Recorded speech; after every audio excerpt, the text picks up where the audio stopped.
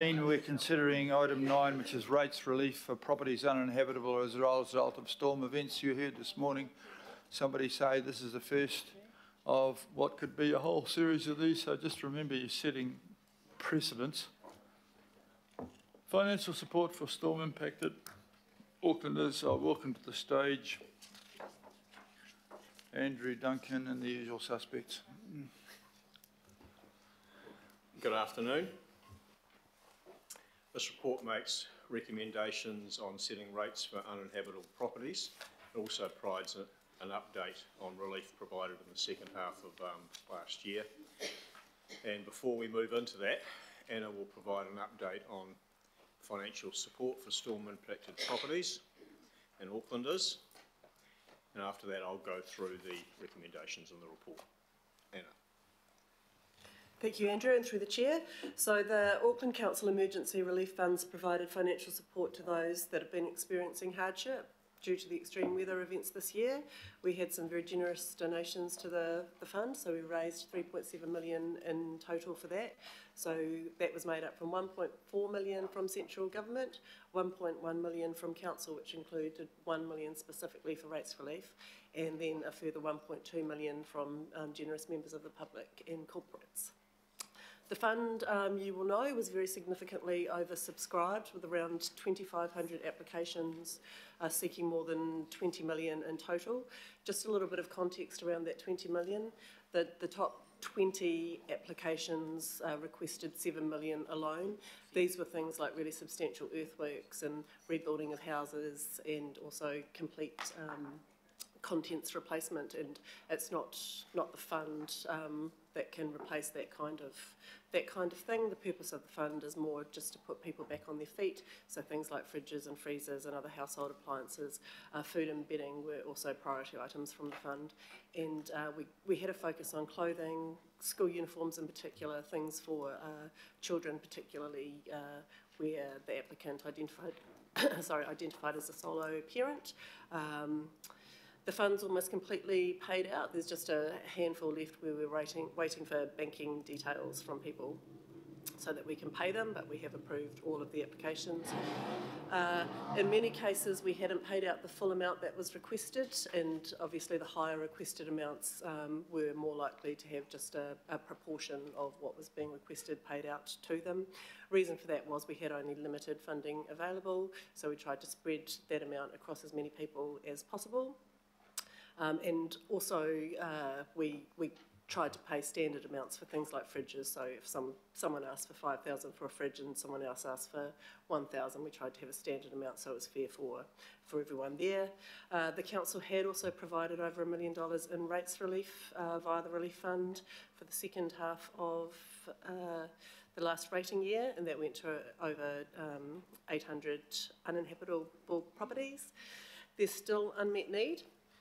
The relief fund has assisted people, but it's just one avenue amongst many avenues that are out there sitting alongside other agencies that are helping address the need.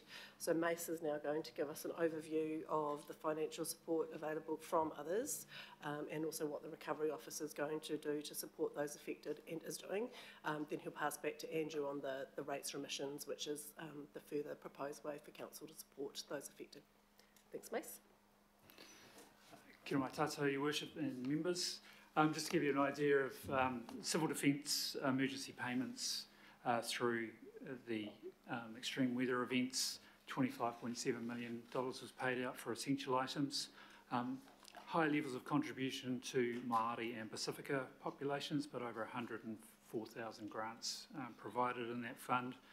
The Red Cross Disaster Fund nationally, more importantly, $1.1 million partnership grants for Tamaki Makaurau, and the Recovery Office is administering those, so those are active right now. The Auckland Council Relief Fund, Anna's talked about, and other related government, non-government NGO funds, $11.5 million for Community and Social Support Fund by NGOs, for NGOs and community groups, $5 million business support funds. The Auckland Together Fund, I don't have a total number on that, but that's just open now with the Auckland Foundation, with 10,000 to 50,000 available for organisations supporting essential items like food, hygiene, clothing, for people who find themselves displaced from their homes still.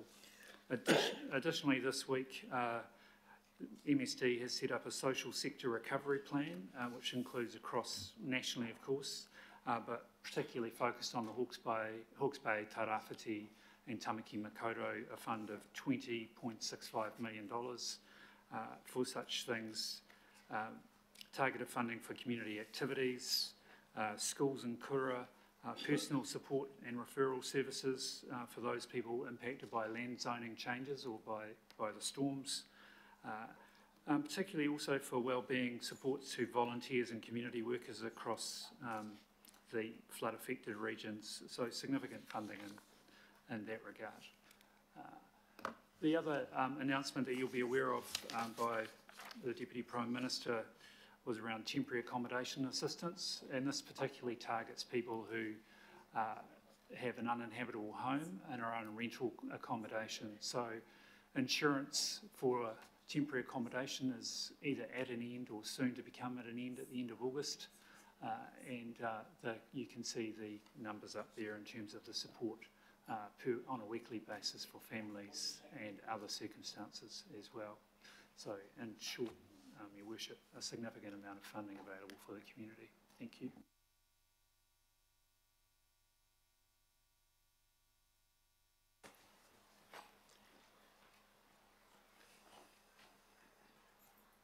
So this report is recommending rates remissions for uninhabitable properties. As a result, we set our rates every year based on the property's value at the 30th of June. Properties impacted by the storm, uninhabitable properties, will have their values impacted. We haven't undertaken rating valuation adjustments for these properties, as not all the information that we would require to do this for all the properties is available, and many owners have expressed concern about valuation issues given the uncertain future status of their properties, so they've been reluctant to seek a revaluation.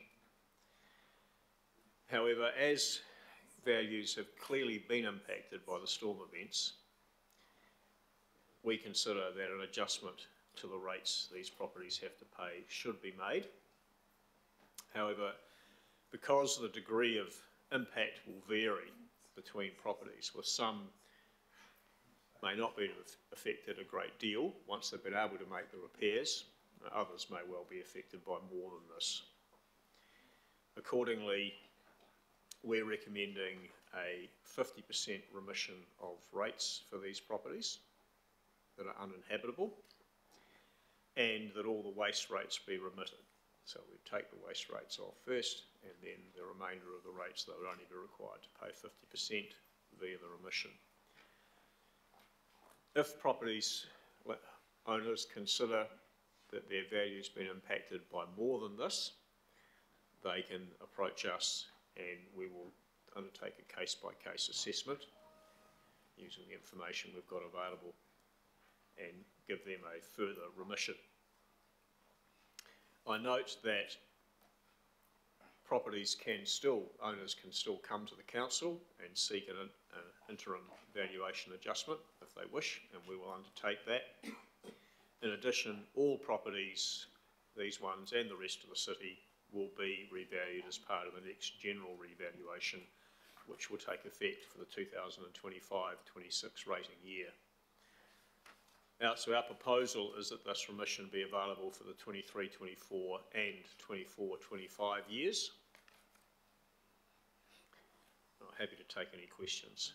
And we're estimating that it could cost between $600,000 and $1.5 million for the remissions we've proposed herein. I'm happy to take any questions. Deputy Mayor Simpson, please. Thank you, Andrew, and thank you for your work around this. Look, am I correct in saying that if a property, I mean, the 50% is an easy, quick way of getting through this, but if there were properties that were even, very bad and could go close to maybe 100%, that is still possible, isn't it, under this under these recommendations. It's a case by case based on need. Is that correct?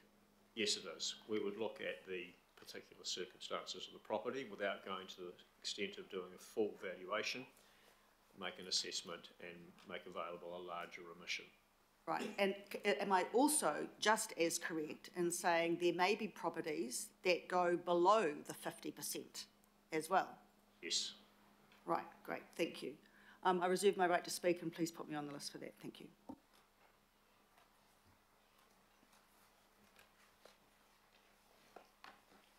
Councillor Sayers, please. Thank you, Your Worship. I do have some questions. I also have an amendment that I wish to put forward. So I just would like that put up, that amendment. It's a replacement for B, and it's seconded by Councillor Turner. So, but would you still like to take questions, Your Worship, on this substantive at this time, or do you want to move to the amendment now that I've put it forward? I do have some questions for the officers. It's procedural. Just a moment while I get the procedures right. I haven't got a seconder for the rates relief thing in the first place put up by the Deputy Mayor. So I'll get seconded by Councillor Leone so that that's in place before you can put up an amendment. But, and I don't know what your amendment is, but just be careful, remember that within here, for those people that are special cases, they can ask to get up to 100%. Before we go and biff 100% to everybody who may not need to. But I don't know what your amendment is. Have we got your amendment? We have got it. Pardon? I've got to get before the amendment or on the amendment? I'm going to get the questions out for what was up there first, and then if you've got one, put your hand up. Okay. I do have some questions then. Right, okay. Off you go with your questions. Thank you. Right. Yeah, thank you. And thank you for the report and for putting the report together from the last, well, from that directive earlier from the committee. My question is just by way of clarification, Andrew, in terms of when we talk about rates, right? So they get 50% relief on their rates. That's all the rates, general rates, targeted rates, whatever might be in that rates bill. That's what we're talking about as a bundle, less obviously the waste management. Yes, so if the total rates bill was 2,000 and waste rates were 500, excuse me for not knowing the figure off by heart, that would leave 1,500. The remission of 50% would apply to the 1,500, and the outstanding amount to pay would be 750. And the 50% was chosen as a broad response and also equivalent to the amount of rates that was provided in relief and response last year through the grant. Yeah. And just if we look at these, if people want to go down the avenue of having us look at it by, put it this way, the case-by-case basis, I think they've got greater than 50% effect on them. I guess I have a concern around there. That's just more time, more stress, more uncertainty. So what would be, how long would that take, and what's the process of doing a case-by-case, and how quickly, do you know how quickly we could get to deal with that, or what that process might be? We would look at 2 or 3 or 4 key elements and make a decision on that basis, or my colleagues would. It might be, are the repair costs more than half the capital value, for example? Might be one of the things. And there's a couple of other key points that we could consider. I think that my colleagues will be able to do this within a month, maybe. I don't want to make promises on their behalf. All our resources across the organisation are stretched. But that might be a reasonable time frame. And no rates and invoices would go out until we'd sorted these things out. Right, thank you. Questions from Shane Henderson, please. Good, thank you. A couple here. So, do we have a working definition of what uninhabitable is? So, as a starting point, we would, should the council decide on this or a variation of it, then all the red stickered properties will receive the remission. We would ask the other properties to apply to us, and then when looking at that, I understand that a number of the yellow stickered properties, there's a Y2 category, where you can go into the property to let your electrician have a look around and things of that nature. Or there might be some parts that that can't be used. So if you can't use the deck and the carport, then it's probably not uninhabitable. But if you can't use the kitchen and the bathroom, then it probably is uninhabitable. So they'd look at a few key things like that, much of which information is held in our databases for the yellow stickers. And that would allow, you know, a few questions before the council foregoes some revenue, but not exhaustive and not looking to do a rating valuation adjustment, which would take quite a lot more effort and time. Cool, thanks. So just a couple more, thanks, Mayor. So can I be clear? So it's 50% automatically, that just rolls over, and then people can choose to apply to go higher if they think their house is particularly uninhabitable? If their value would be lower. Okay. Because their house might be uninhabitable now, but once it's repaired, it may be habitable again in September, depending on what's going on. I don't have individual examples, They're all different. but we're looking at the rates based on their value at a point in time. And if it's uninhabitable at 30th of June, we should be rating you fairly relative to everybody else. Your value should be seen to be lower. It's about the impact on their value. Thank you. Prefacing some of my colleagues, a story from stealing your thunder, but I'm just quite interested in what would be the costs if you've done them, and what would be the risk if we were to go up to a 100% automatic situation? So we've estimated the costs based around the number of properties that applied for the grant, and we think it's in the range of 600 to 1.5 million. It's difficult to be as accurate as we'd like, given that this is a relatively uncertain area. If we were to go to 100%, that would effectively double to 1.2 to 3 million. One last one, thank you, Mayor. So if we're looking at application processes per these resos, how do people apply?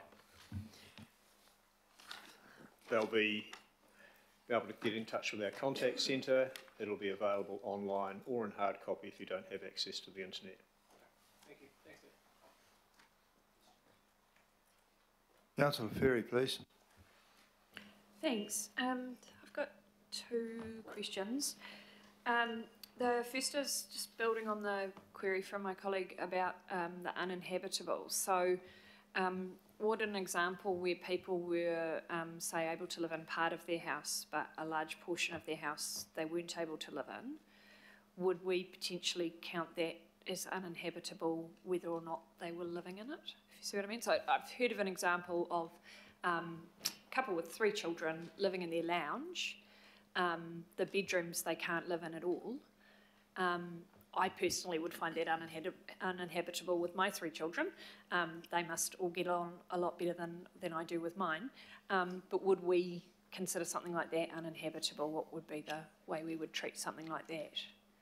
You know, they may not have any other choices in terms of living somewhere else, even though that might be ideal. It would seem on the surface that it is habitable, given the description. Okay. All right.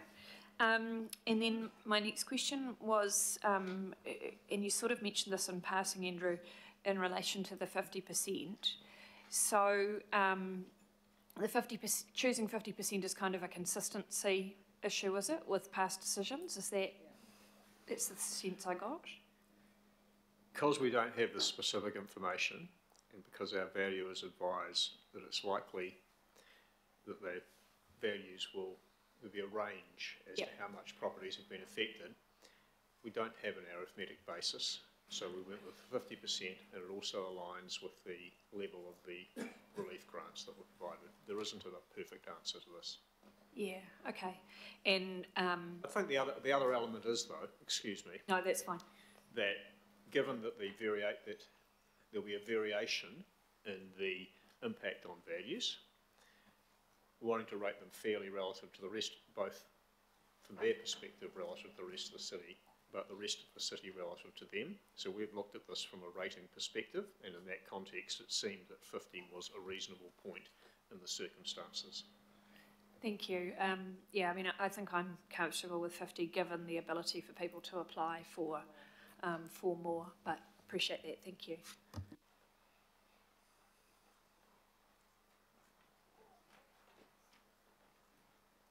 Councillor Hills, please. Kia ora, thank you, Mayor. Obviously it's crude talking about things this way, but the definition of recent severe weather events, does that need to actually name January 27th and Cyclone Gabrielle, or because there has still been severe weather events and maybe there will continue to be? Obviously there will be more.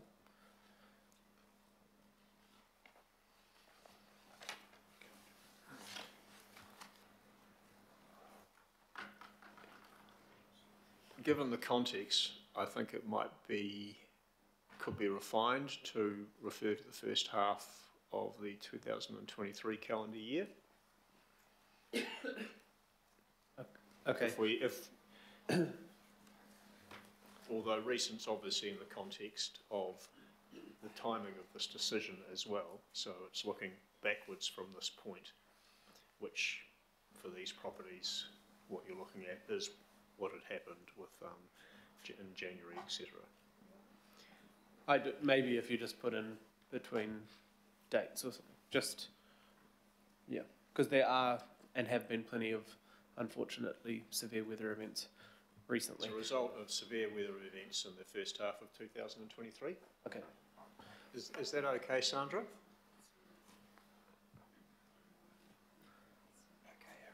I know, but the resolution.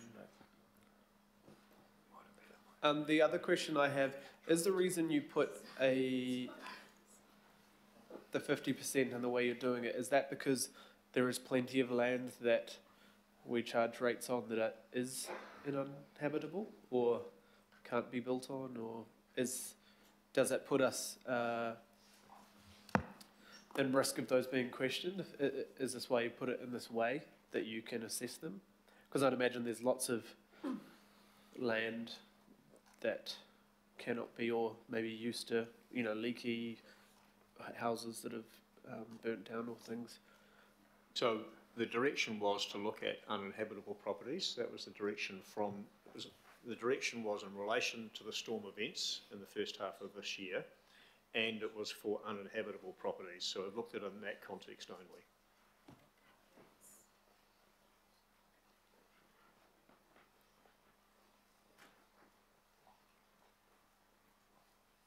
And I guess the other thing is, you've said the assessment will happen, but is there a trigger, or are we asking for please tell us if your house becomes used to get, will there be a conversation that, say April next year they've had their house fixed and they are able to, there is a policy that I know people have been having issues with the stickers as it is, but if you're talking about rating, it's quite a different relationship to the building. Yeah, so if my property, given that we've approached this very much from a rating perspective, which has a point in time element, if my property becomes habitable again during this rating year, but was uninhabitable at the 30th of June, as we've defined, not that it can be defined with a hard line, but then they would still be eligible for the rates relief this year, this year, but not for the following year. Thank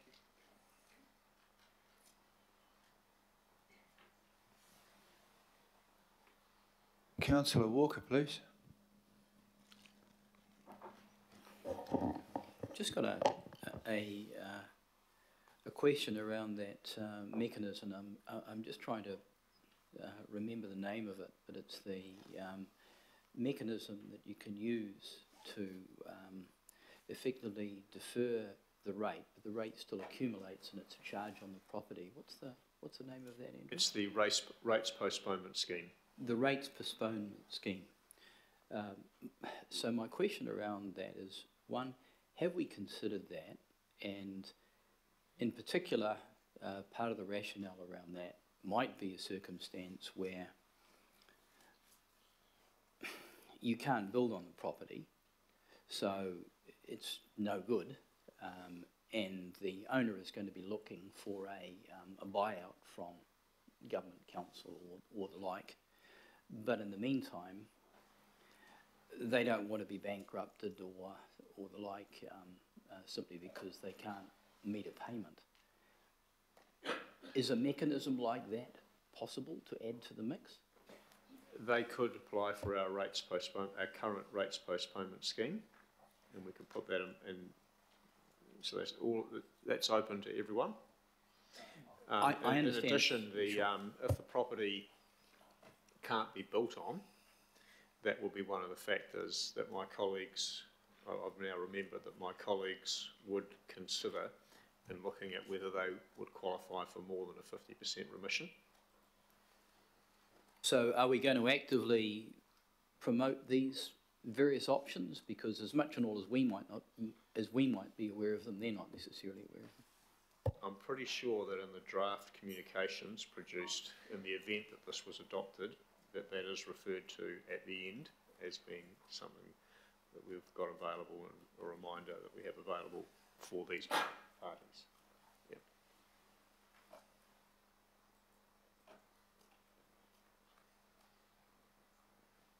So Darby, please. Thank you, Mayor. Can I just unpack that? The meaning of uninhabitable. So I'm looking at the recommendation as it is there for, what is it, B, isn't it?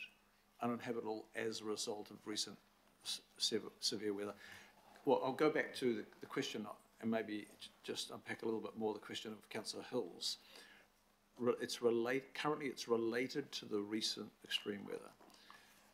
But in terms of slips, many slips are still moving. I know people's properties where the land is still moving, or it's suspected to be moving, but it may not have slipped. What do those owners do if there is a subsequent slip? Because land can take a long time to actually just say, I'm leaving this place. I'm going down the hill. So I'm assuming that if this is a result of the events, then that will be something that our inspectors have taken into account. It'll be reflected in whether they're red or yellow stickered, and then that can also be taken into account in establishing their habitability. The house might be fine, but if there's a lot of slip above it, then it may be one of the properties that's been identified as red stickered, and they would automatically qualify. And our rates team will be working closely with the valuation team and the regulatory team supporting the recovery office in making these assessments.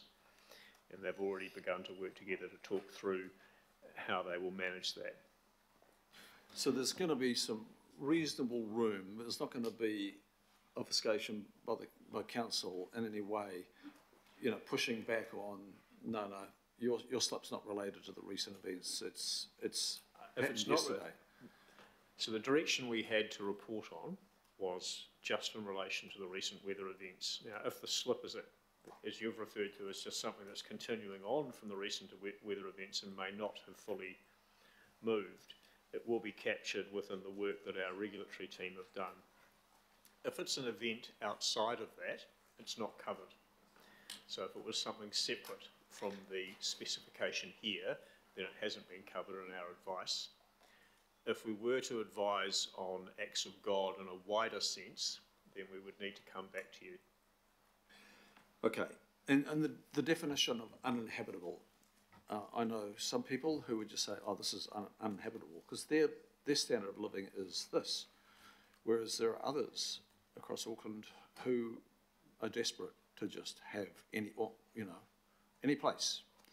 And so their view might be it is inhabitable. So how do we make sure there's equity in approach here so that the really uninhabitable places are uninhabitable? And look, I guess what I'm getting at here is people are burning through money at the moment, and they're just very mindful of, you know, wanting to get back in their homes, even though they may not be really habitable, but they will make them habitable. So I'm just wanting to get a sense that we're applying a real, you know, equity lens to this. So we'll,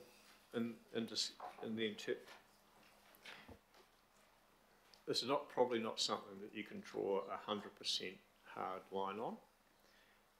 The team will endeavour to draw on the information the council holds from our inspectors to assist them in doing this, and they'll exercise judgment, but I don't think they're going to endeavour to do a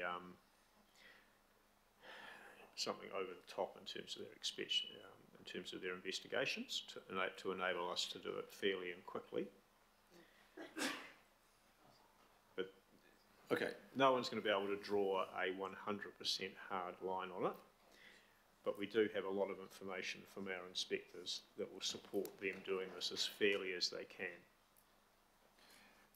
And just on that, Mayor, just a very brief comment on that then is, that's good to hear, because what I'm hearing across parts of Auckland is, you know, some people are organised and, you know, they can sign up the lawyer and the planner and the geotech person, and then there are others who could not, they don't even contemplate that. It's not a possibility.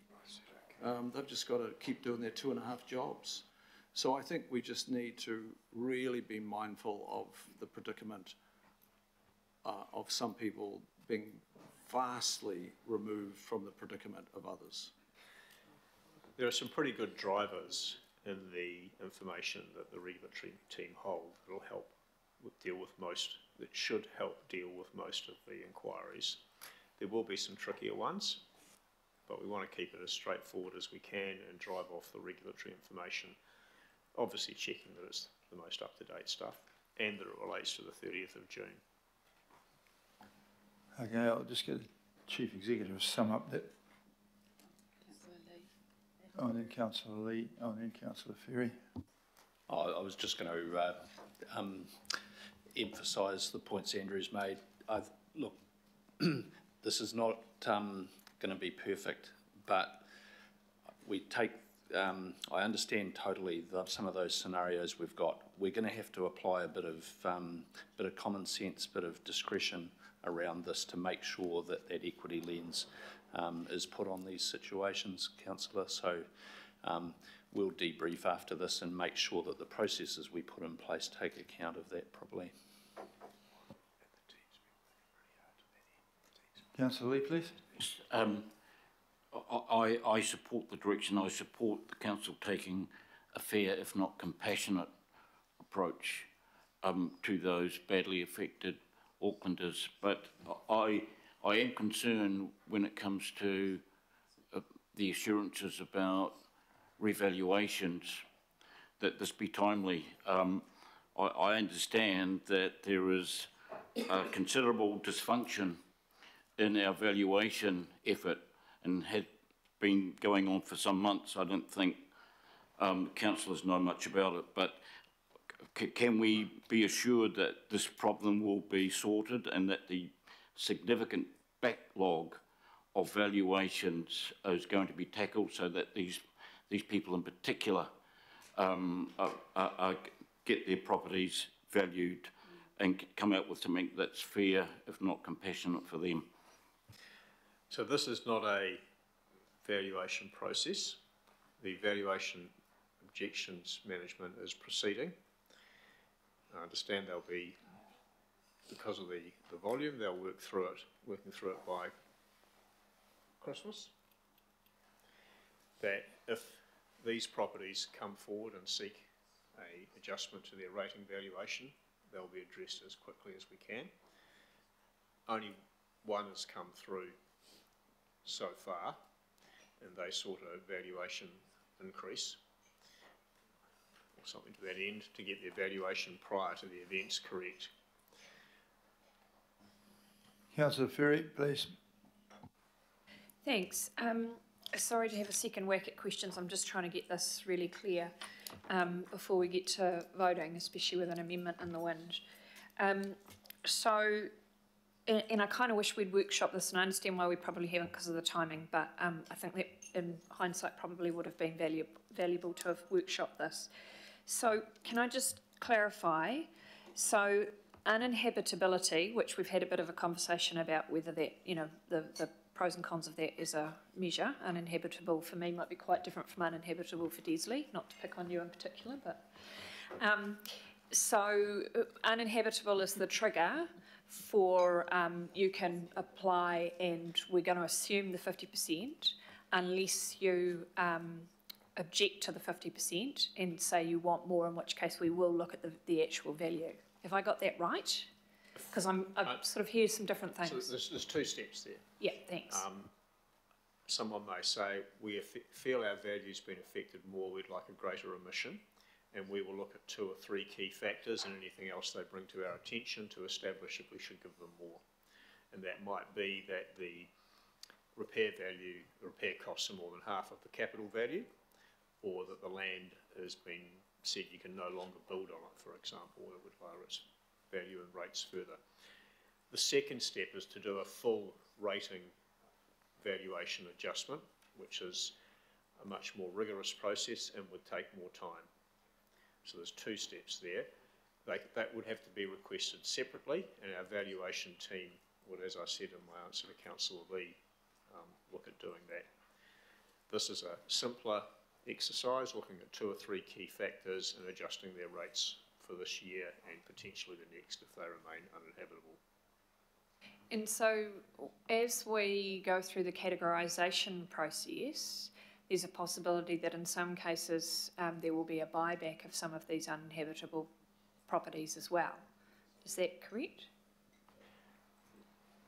That's a separate issue from the advice here. It is a separate issue, but just in terms of... Presumably that could occur, yes. Yes, sorry, Andrew. And that potentially does have an impact on how this plays out, particularly how much it might cost. So that's why I just wanted to clarify that. The rates would still be those that we calculated at the beginning of the period. It Okay. would just depend on whether the, yeah. Thank you. We've got to avoid making this so complicated that it costs more than the result that we're trying to do. We're trying to do something reasonably simple and quick. But in listening to this, I can see it's going to tangle itself up really quickly, carefully, if we get too heavily involved, or if we start putting too much precedence onto the future. It does have the ability for those people who really are upset about this to take it further, but it does quite easily and administratively cheaply give an immediate relief across a certain sector. And so we've heard ourselves telling each other not to do things that cost too much more for the return. So please bear that in mind. I mean, under the normal valuation things every 3 years or whenever it is, it's just a desktop exercise. Nobody zooms out and visits every house. But things have happened this year. The market for every cliff-top dwelling has gone down, whether it's had a slip or not, because people have remembered cliffs grow backwards, and the market for every place that's on an incredibly steep hill in Titirangi, whether it's fell down or not, is worth less than last year, and the market of everybody who's living in a valley has moved down as well, whether it got flooded, because people are thinking about that. Valuation is a moving object, and it would be so. I thoroughly support the idea of a simple form of rate relief to people, but I'm not at all keen on us tangling this thing up so it becomes another administrative nightmare, which it puts even more problem on the people, so they're faced with squabbling over this. At the moment they'll get a simple thing saying, you only pay half your rates and you don't have to pay for the rubbish. That's pretty good news. But if we get something or other else that tangles them up, you've got to go and visit and fill out a form and go and see somebody or other. It'll actually hurt the people we're trying to help. So please, if you're considering something to dramatically alter this, just don't make it harder than life already is.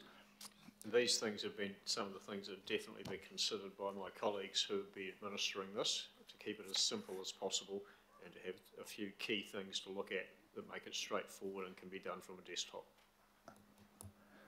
Right, I got to the end of the questions. If anyone's still intent on varying this further, put your hand up, otherwise I'm going to get it going.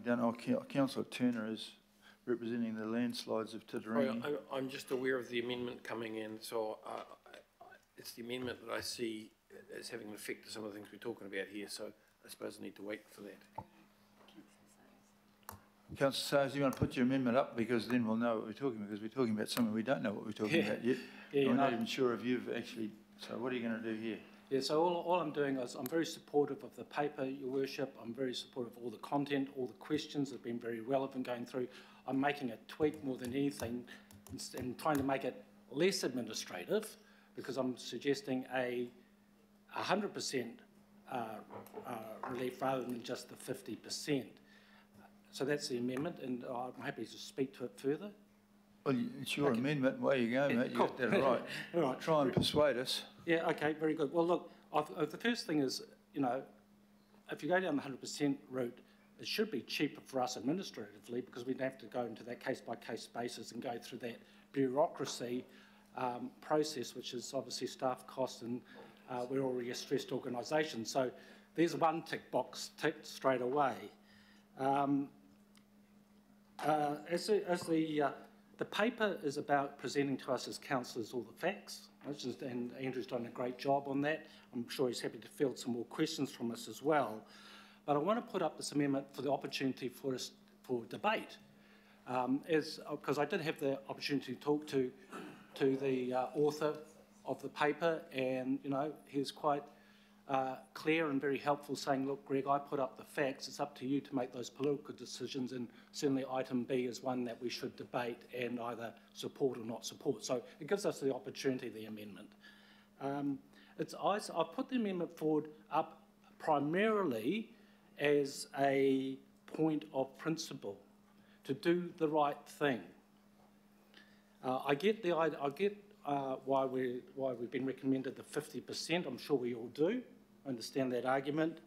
But I just want to re-echo at the public, at local board input, when Greg Preslin came along and presented to us all this morning. Just let's not forget what he's trying to tell us from his local board. And it does affect other local board areas, including myself as well. So I'm very sympathetic of what the chair of the local board was trying to get across to us. And if I can summarise what he was trying to tell us, he was trying to say, look, let's not underestimate. If you're not there, you don't really understand. But these families are at the point of breaking. Some of them already have broken. They're under extreme stress and extreme financial hardship. And when I asked him the question, why would he be recommending to us to consider the 100%, his answer was, Greg, the financial stress, the financial stress is huge. It's also the right thing for the council to do on the terms of compassion, worship. So I think we can do a little bit better and maybe save some administration along the way as well. Greg said it was the right thing to do. We have, as a council, we have very few levers that we can actually pull here to help people out. We've got our grants and a few other things. The central government's obviously having to step up to the mark in a big way, but we can do a little bit better today, and that's what the amendments are proposing. You know, sure, you know, there's that grey area about uninhabitable, and inhabitable. We've just heard the answers to that. That's fine. But as a point of principle, I think we should be doing the right thing by those families out there. I would urge you to really put your minds to supporting this amendment. Let's just talk quickly about the case-by-case opportunity where a family could apply to have their case looked at. We've heard the organisations under stress. I don't think the organisation can give any guarantees about how quickly they could assess my home if I applied to have a higher than a 50% situation looked at for my property. all that's doing, all we're doing, rather than making it even simpler and going to 100% for these people, we're saying, look, you have to make more effort, you have to take more time. It just adds to their stress levels, it adds to the complexity at our end as well. It adds to the mental duress on these families. It adds more uncertainty, and they just see us as being, they're seeing us, oh, you go halfway, Auckland Council, good on you, why didn't you go the whole way? So, again, I just come back to my first comments. This amendment is not only an opportunity to debate this ability to move to 100%, but it's the right thing to do. I believe it really is the right thing to do for these families out there. There's not much we can do for them. If you're in that situation, you'd be jumping on this and thanking the Auckland Council from the bottom of your heart. So I just ask you to endorse this amendment and move forward on and I certainly support all the rest of the recommendations, Your Worship. Thank you. Thank you for that. I'm just going to refer this back to Andrew, just in case this has one of these adverse impacts, because would that automatically mean that their value of their land is now zero? Okay, well, you're going to answer that.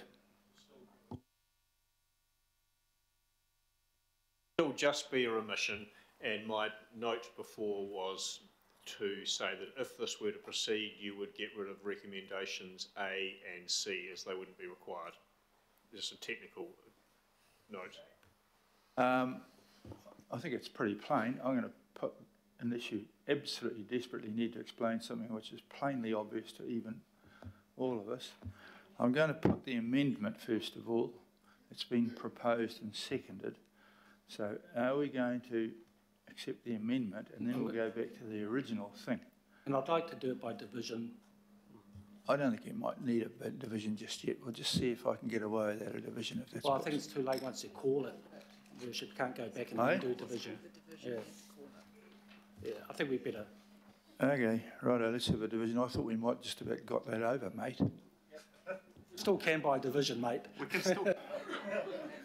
Geez, the right wing's become left wing in this outfit.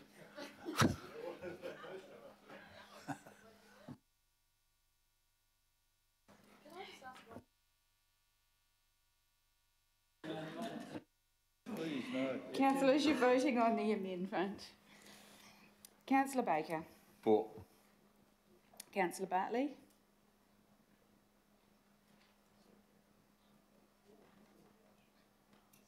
Okay, 4. Councillor Dalton. 4. Councillor Darby. 4. Councillor Ferry. 4. Councillor Fletcher. Yes, on behalf of the stickered properties in Hapiti and Puketapapa. Councillor Foley. Councillor Foley is not here. Councillor Henderson. Yes. Councillor Hills. Yes. Councillor Lee. Councillor Leone. 4. Councillor Newman. Yes. Councillor Sayers. 4. Deputy Mayor Simpson. Councillor Stewart. Councillor Turner. 4. Councillor Walker. Yes. Councillor Watson. Yes. Mayor Brown. Yes, I think I'm going to institute a thing that's going to be a fine for people who call for divisions which are clearly, obviously going to pass from now on. Yes, you are right, Your Worship. Now, I need a couple of minutes while we amend the original one, please, because as a result of that, it changes the first one. So just pause for a minute, and I'm going to make the decision we're going to pause for a minute and not have a vote on that. Andrew, could you pop around and just make sure we get the substantive motion absolutely right? Thank you.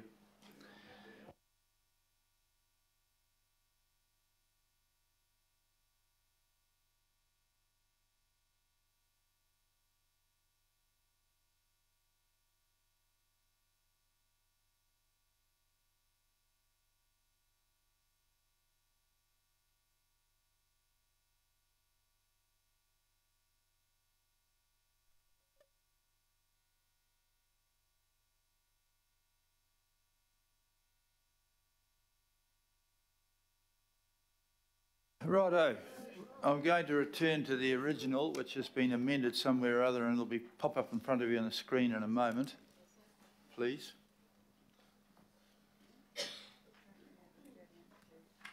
It basically crosses out all the bits that made it complicated. So we are going to vote on, we agree that basically that we're going to have 100% along those things. So this time we're going to ask all those in favour, please say aye. All those to the contrary, please say no. Carried. Thank you very much for that. And I would like you to move